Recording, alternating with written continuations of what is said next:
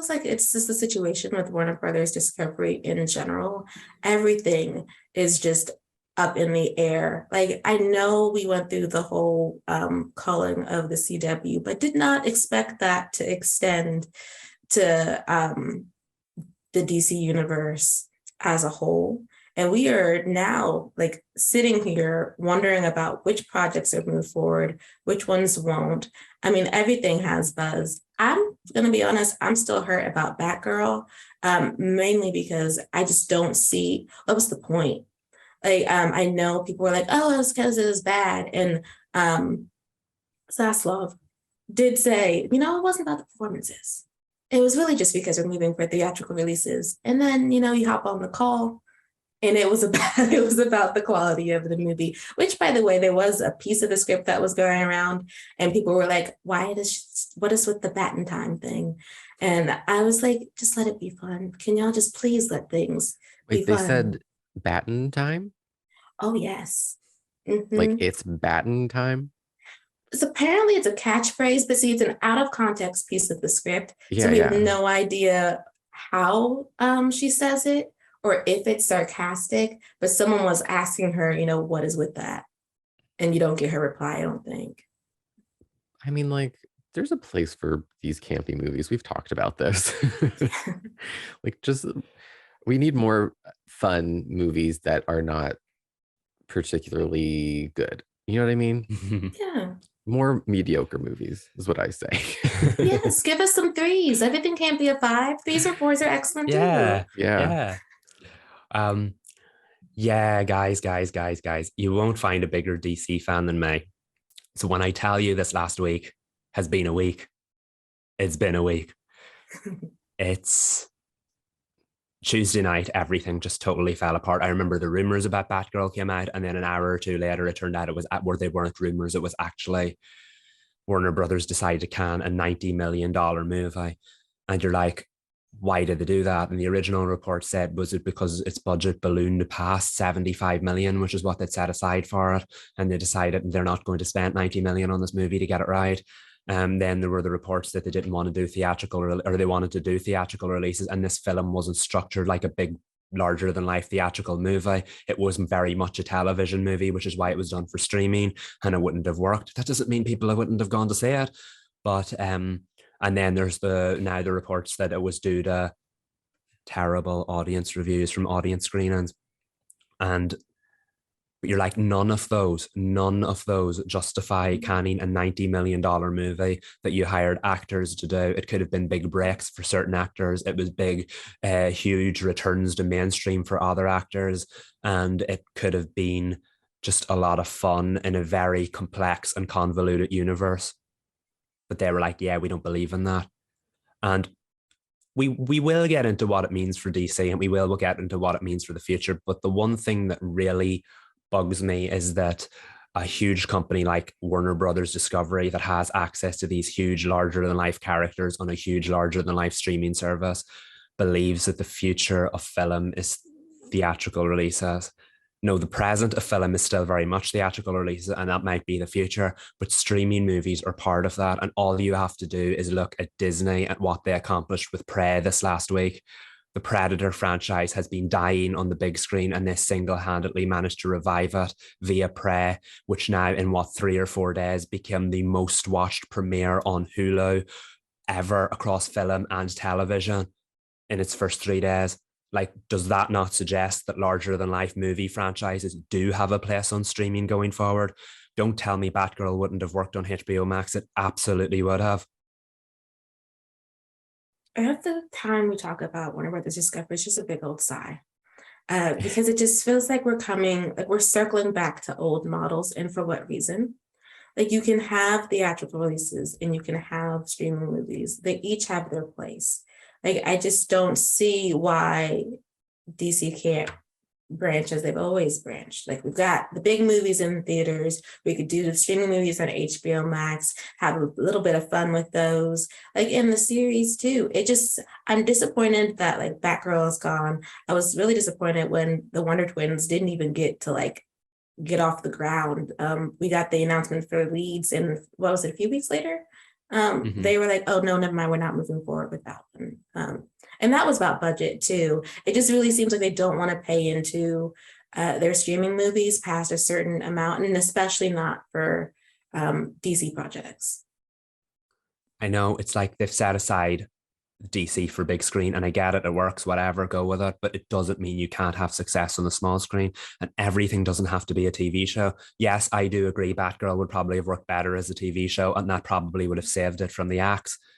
But like, again, look at Prey. No one says there's no future in streaming big budget franchises, and I think HBO Max was the perfect place for Batgirl. I was so excited for it.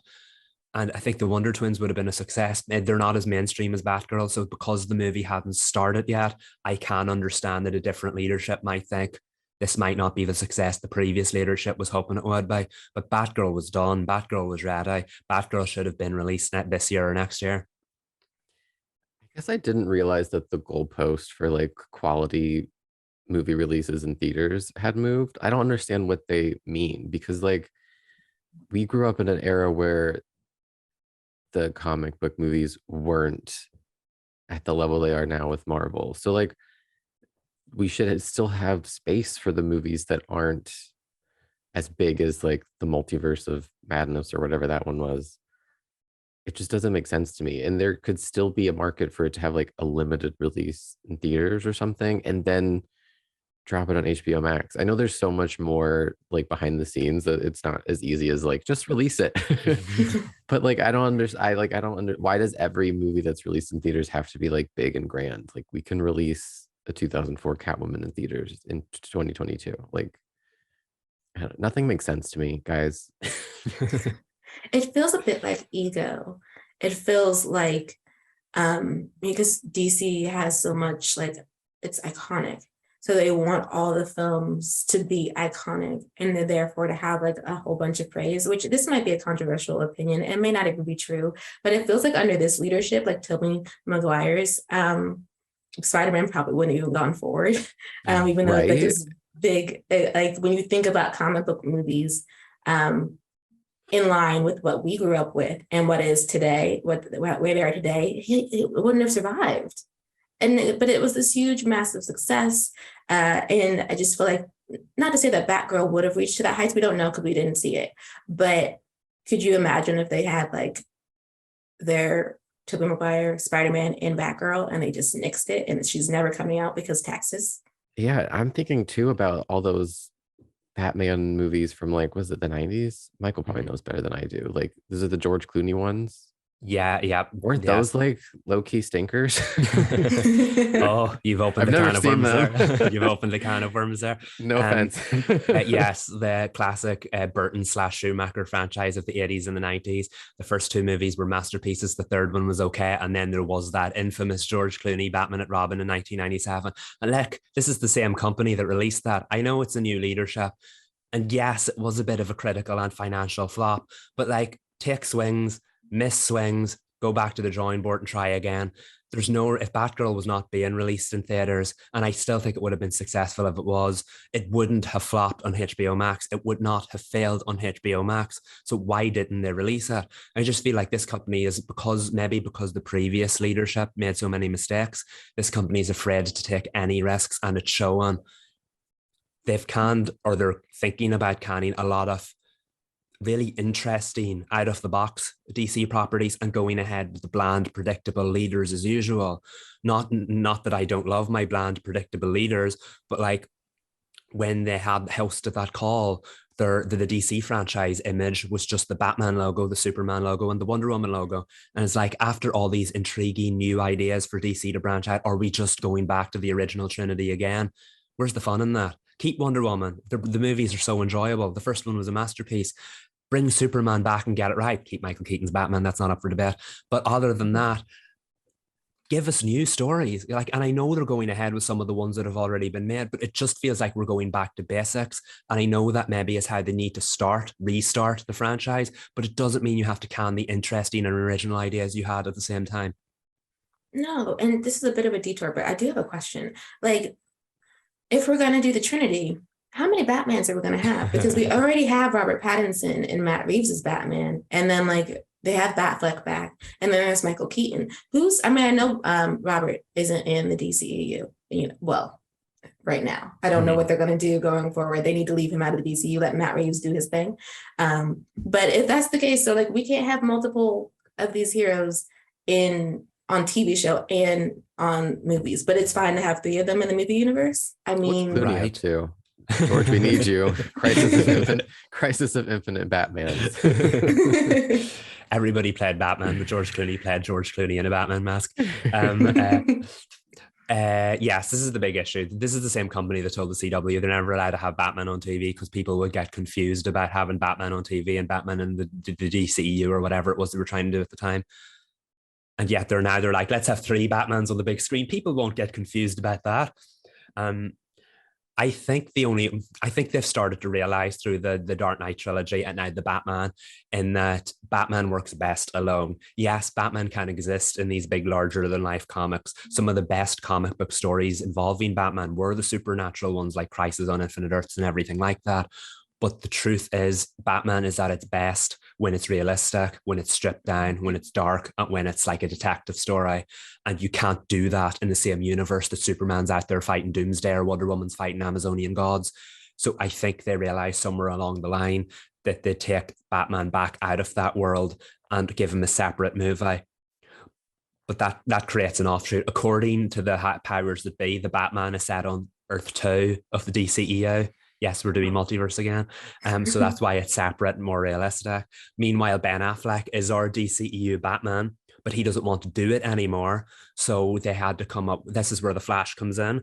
Flashpoint will see Barry Allen go back in time, save his mom, and when he returns to the future, everything will be different. And instead of having the mid-40s aged murderous Batman that Ben Affleck was, we now have the 60 to 70-year-old retired Batman, angry at the world, played by Michael Keaton, who will then come out of retirement to help the Flash get back to his timeline.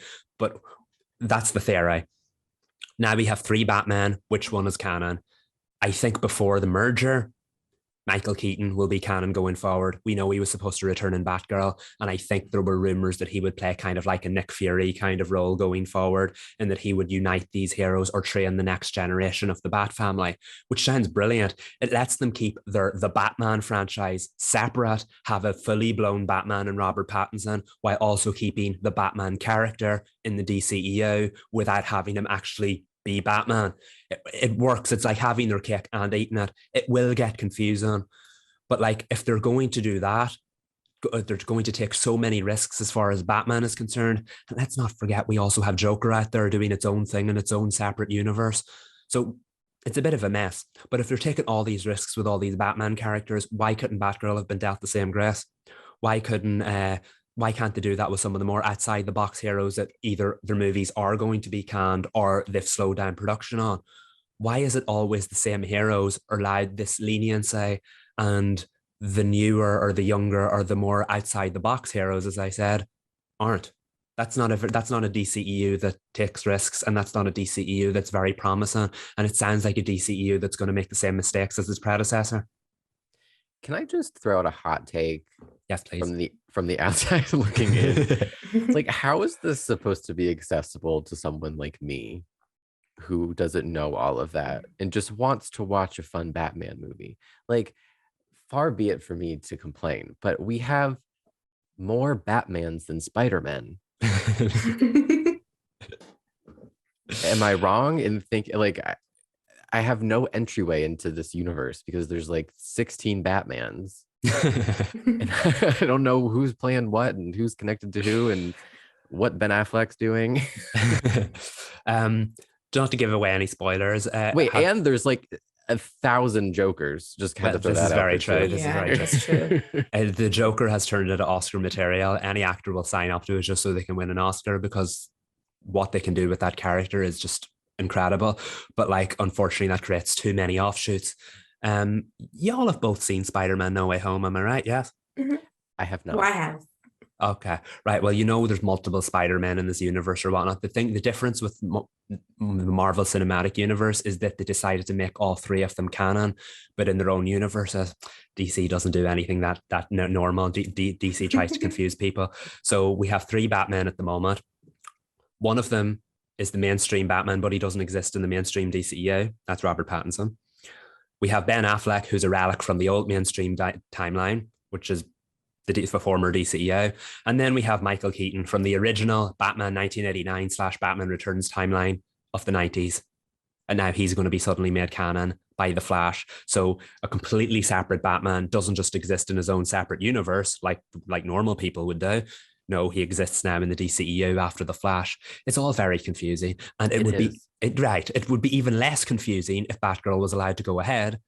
But because that would add more context as to why is Michael Keaton here? Why is he still suited up at 70 years old? And he's 70? Yes, he is. Early 70s. Not the point, but whoa.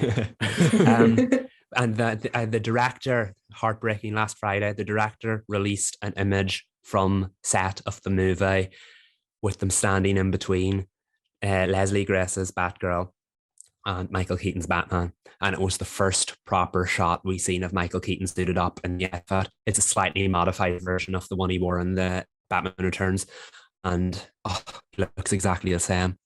Oh, what could have been? I know we'll see it in The Flash, but I'm deathly terrified that they're now going to, Warner Brothers Discovery is now, instead of making Michael Keaton the future of the Batmans in the DCEO, they're going to make The Flash an island, a separate timeline, and then have it all fixed up by the end of it so that no more Michael Keaton. We don't want that. We need more Michael Keaton. I want more Michael Keaton, and Batgirl deserves to go ahead just for Michael Keaton. No, I'm joking. But I think Michael wants Michael Keaton back. What gave you that idea? Yeah, I'm just I would not be doing this if it weren't for the Michael Keaton Batman movies, and I want more Michael Keaton. And that's a very selfish thing to say because there's so much more at stake with Batgirl than just Michael Keaton. But so I'm well aware of that. But I just wanted to give my perspective of it, of how much it meant to see Michael Keaton in another Batman movie. I'm going to stop saying the words Michael Keaton now. But Batgirl had so much going for it. And I'm so sick of the amount of people tweeting me saying the audience deserved better writing. I'm like, how the heck would you know you didn't see the movie? So many people are quick to judge based on what one rumor said. And let's be honest, regardless of what the actual reason is, the underlining point here is that Warner Brothers Discovery did not believe in this movie when so many other people did. And that is not good enough because the powers that be, we've seen how many times the companies get involved in the correct director's vision. Not on the company that making the movie. They're not even the company that made the movie. It was the old Warner Brothers. They said they don't believe in the movie, but the director believed in the movie. The cast believed in the movie. The fans believed in the movie. When was that not good enough? You know what I mean? Yeah. And again, it comes back to taxes. That's the thing that's like really grating. It's like we don't believe in the movie, which I'm sure they don't, but also you wanted to write it off. Like, I just don't. How does that create a safe environment for creatives when it seems like you've set up a precedence where if there is an ability to write something down on taxes, or there's a loophole that you can work through that will benefit the company in such a way that it doesn't matter, the art doesn't matter, that does not produce an environment that creatives are excited about. That they like, unless of course you know you're going to be a part of one of the Trinity's projects, then you know that movie is going to go forward. They will bend over backwards. They will tie themselves in knots. Legal will get on the horn and tell them what they can and cannot do, what's safe to do. But if you are anything else, then like everyone hold tight to their seats. I mean, but make sure you got your contracts in order. And so that like I remember there was a tweet where someone was talking about that, where they said to creatives, get your contracts in order so that there's clauses in there that if they, I'm assuming if they default on you for whatever in order to pull you, there's at least financial compensation of some kind, or like you can do something about it. I'm assuming that contracts are going to start changing in Hollywood thanks to this move.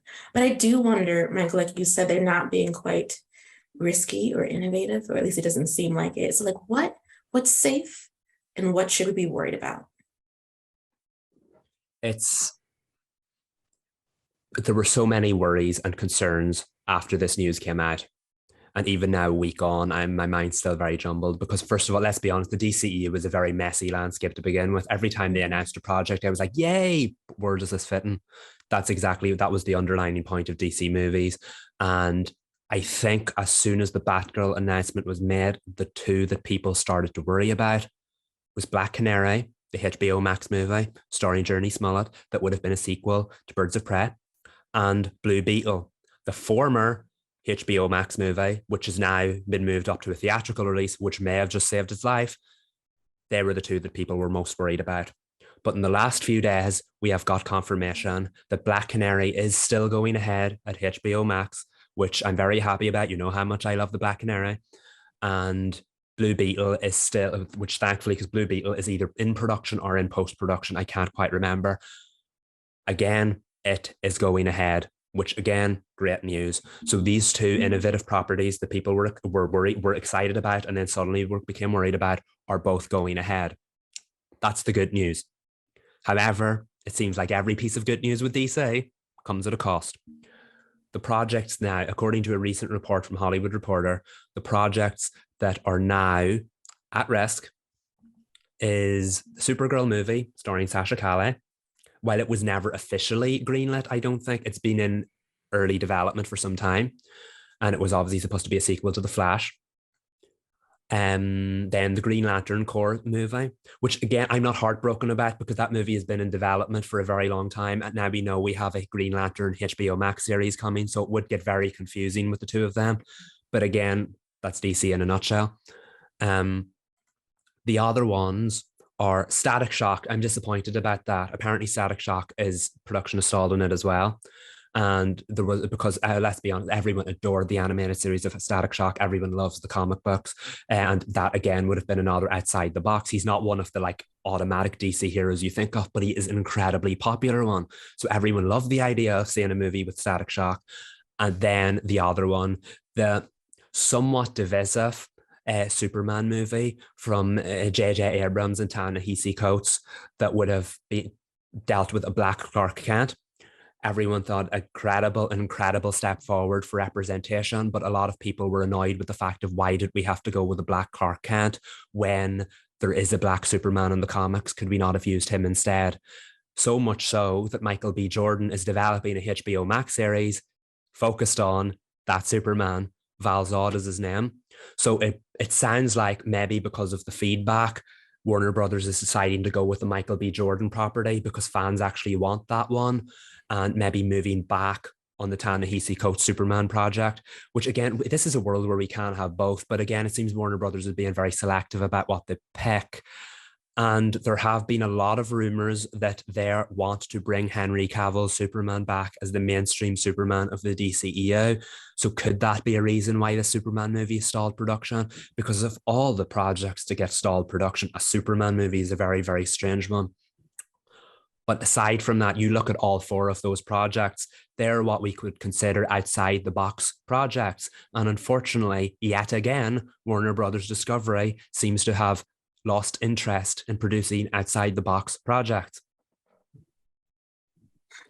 Weird to me because it feels like just like being aware of the Marvel Cinematic Universe, the thing that makes it really successful is that they started out with their core group and then they've branched out and it's been super successful. And it just seems like they can't get off the DC universe, can't get off the ground. Like, I don't even know who these people are, but it would be interesting to see them and not see like Superman and Batman rehash for the 15th time in my lifetime. Is that too salty? No. I'm just like, Tell it like it is. like, who is Blue Yes. Beetle? I don't know who he is or she, and I want to know who they are.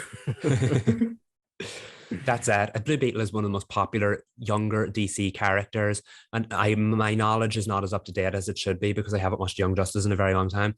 But Are they blue and a beetle? The outfit is a blue beetle, yes. It's a giant blue beetle. The character ends up coming across an ancient scarab, which then I believe latches itself onto the back of his neck and forms like a blue-like armor around him.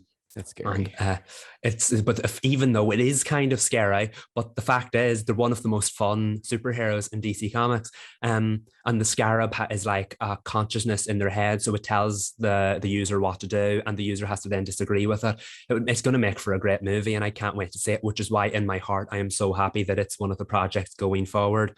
I hate that we're at a stage where it feels like maybe we have to pick and choose, and that this time an outside the box project like Blue Beetle won out. But it also feels like an awful lot of outside the box projects like the Supergirl movie. You know how much I love Supergirl. Why do we have to lose that? Now, I'm not saying it's gone. It's not gone yet. But again, it just feels like Warner Brothers has lost interest in a lot of the good stuff that the previous creative team got right.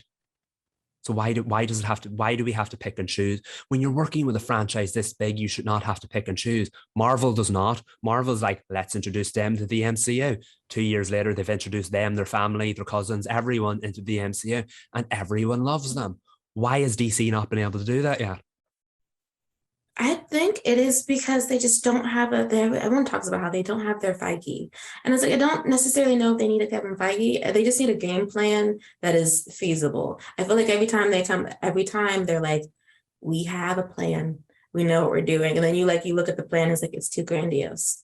Mm-hmm. Like you want to do like 5 different big budget movies before we get to the group movie, which it already feels like it's going to be a mess because you didn't seed these people into the other movies from the previous ones. So it's like, I feel like just don't worry about solo movies to then get you to the big group movie, or do a big group movie with people we don't know. Mm-hmm. Like we don't need the Trinity to try once again to be the Justice League. Like put the Justice League a decade from now, I guess. I don't know. I know like big DC fans don't want that, but like they need to get their stuff together when it comes to everything else. So why don't we just have separate solo movies and y'all can do your big Justice League movie way down the road after you've figured everything out? And I think that's where they failed the first time, and unfortunately, every other project is now paying for it. I'm was a bit of a latecomer to the Marvel universe. I'd seen so many of the movies, but I hadn't seen them in order in 2016. I didn't know what they were building towards, but even I knew that they started with the solo projects and then built your way up to the Avengers. And after the Avengers was a huge global success, there was absolutely no going back.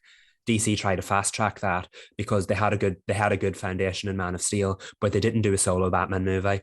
And even though they did do a solo Wonder Woman movie, they decided to introduce her first in Batman versus Superman, which also had the tall task of introducing Ben Affleck's Batman to the world. It was just a whole mess. So by the time Justice League came around, Justice League came out after Wonder Woman, by the way, which was a masterpiece, which was a critical and financial success. And even that couldn't save Justice League, which came out 6-7 months later, and it was a flop. Yes, 600,000 is nothing. Sorry, 600 million is nothing to be sneezed at. But the movie lost money. That was not what they needed for this was their big Avengers moment, and the movie lost money. And I think that's what ultimately forced them to go back to the drawing board and think, we need to work on this. So they've started doing solo movies since.